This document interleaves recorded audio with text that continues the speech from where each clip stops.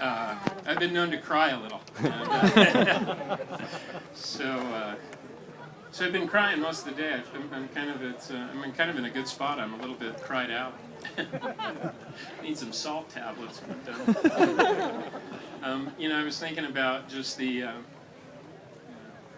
opportunity to come here today. And a while back, a friend of mine, Ed Storty, he gave me the book called Chasing Daylight. And Chasing Daylight's the story of a gentleman who had been told that he had a terminal illness. And it was his opportunity to start to live in the moment, to be right here, right now. And he would talk in the book about having the sun on his face and realizing that, and hearing the murmur of the crowd, and not being out a minute from now, or a week from now, or 2 weeks from now, how we always are, but to be right here in the moment. And he called them perfect moments, and this perfect moment for me.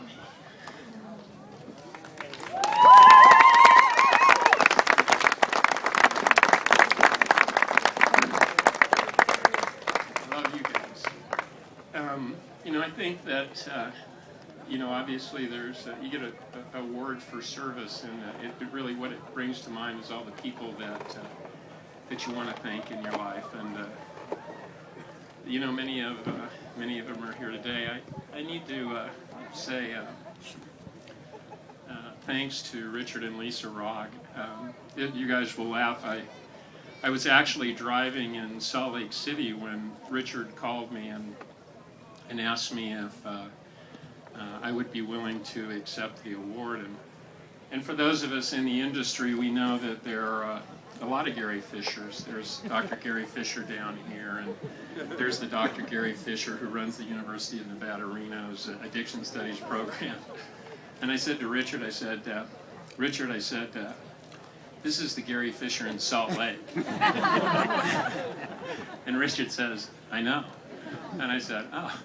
So, at any rate, I think any of us who have tried to raise money in this sort of economic climate, we know what a thankless job that is, and I also think that all of us who work in treatment, we know that one of the biggest barriers to women getting care is the ability to have their kids come to care. Oftentimes, people are asked, mothers are asked to make the decision of leaving their children or losing custody.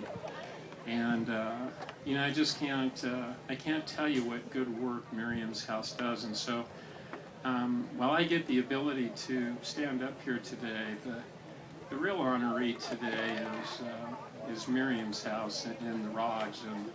And, I hope that, I had the opportunity to have dinner with Lisa and Richard last night, and I see their heart in the right place, and I'm like, man, whatever I can do to help you. And I'm just so flattered that Richard and Lisa and the board of directors of the Promises Foundation and the Promises Treatment Centers would be kind enough to have me be here today. So thanks to those guys.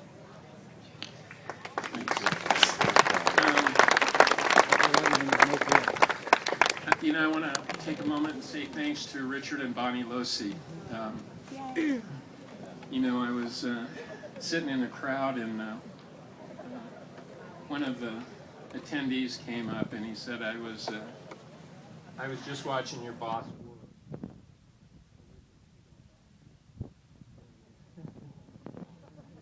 I said, how much did he spend?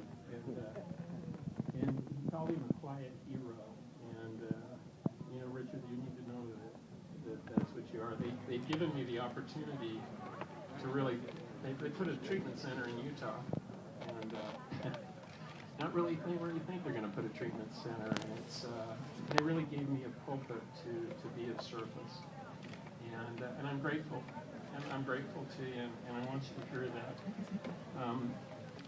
I'll tell you kind of an interesting piece about Richard is that Richard, there's no fear. life. I mean, your word's your word, and it's not. It's the greatest example of integrity that I've had the opportunity to watch, and I need you to hear that it inspires me to be better every day. I need to say thanks to Beverly Resch. Yeah.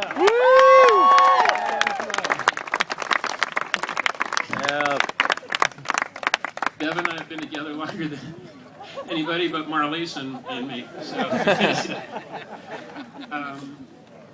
you know, what she's taught me is dedication to the people that we serve. I mean, she's like, she's like a mother to that cub for the addict alcoholic out there who still suffers. And I can't tell you that, how many times, you've been there for a long period of time, or you're out doing some 12-step stuff, and you think that, man, I just want to go home. And, I look over, and Bev will pick up the pail.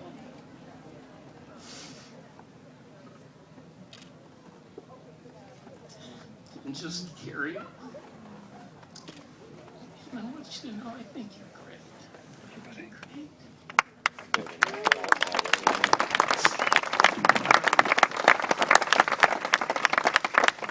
Another one. I want to say thanks to Earl. Kind of a funny story about Earl is that I got to hear him speak several years ago, and it was a time. It was a time where I was really kind of, I don't want to say waffling, but I was just, you kind of every once in a while you need that kind of that spiritual injection, and I got the opportunity to hear Earl speak, and he reminded me of the human chain that somebody did this for us, and our job is to do it for the next guy. And the thing that he reminded me mostly is that we don't have to in life, is that we get to. We don't have to stand in line at the movie theater. We get to stand in line at the movie theater. We don't have to donate to Miriam's house. We get the opportunity to donate to Miriam's house. And I just think a lot of times when I just done in. I remember I don't have to, I get to. And it was Earl likes to say, it blew the top of my head off. And that's what that message did for me. Is that so I hope when you're out there that you remember is that we don't have to, we get to. I need to say thanks to some friends of mine who are here today.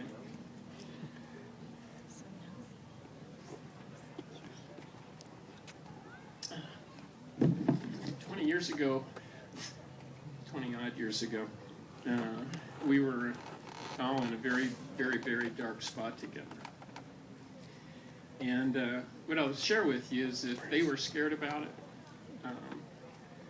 They really didn't show it. And, what they taught me was courage. And, what they reminded me was this wasn't the end of life. This was just a station on the journey.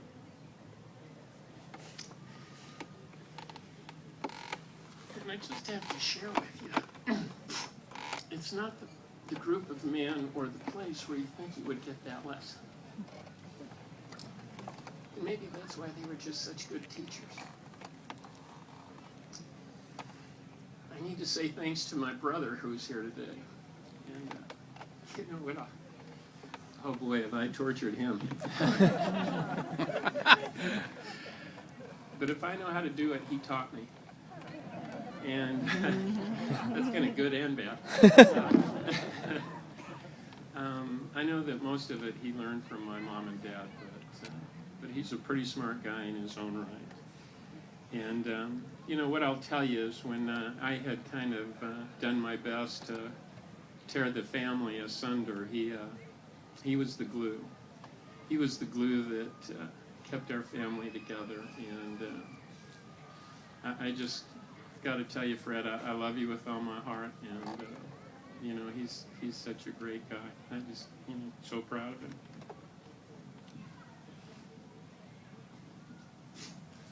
I think you all know where this is probably going to end up. And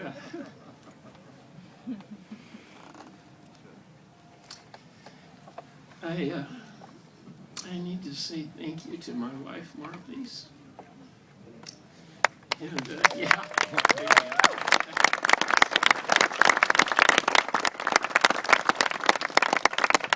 You know, I'm a storyteller, and so I tell you this story that I was in the doorways of a federal penitentiary, and I wasn't there as a staff member. And I remember this pastor was talking to the people who were brand new, and he asked how many people were going to be there for longer than 18 months, and in the federal system, that's pretty much everybody. And he asked how many of us had relationships, and of course, everybody raised their hand. And I'll tell you this, he wasn't trying to be a jerk. He was trying to be a good guy and kind of just prepare us.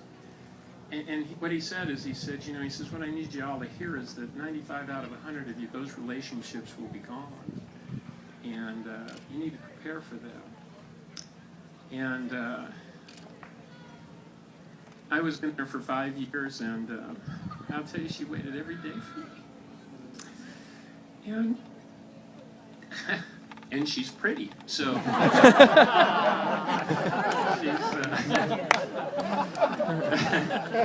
so I know, and she taught me about love. And we say in the program that you can't give what you don't have, and so she was my teacher, and I just need you to know, I don't know where she's at, but I love her more than I love you more than life itself. And I'm just so grateful to have you in my life. And I have this doesn't happen to guys like me to have this moment. This is the power of the program of Alcoholics Anonymous. That these are the promises. So when y'all think about those, I had a gentleman back there asking me about people going to treatment, and and the message is that people get better. People get better, and they go out and they can do great things, and we need to give them that chance, and we need to give these women at Marianne's house, that opportunity. I don't know if Dr. O'Connor's here, but Dr. O'Connor has that wonderful Irish lilt to his voice, and he was sending a client to me one day, and he said, I said, Garrett, I said, what's the goal? And he said, well, Gary, he says, I don't know what happens to people who come to treatment. He says, some will get better and some will not. And he said, but I know what happens to everyone who doesn't come. He said, none of them get better. So get him in treatment. So I turned around to the staff and said, we just got to get him here. That was, but I just, this might sound horribly selfish, but I just want to say thank you to each and every one of you here for being part of my moment.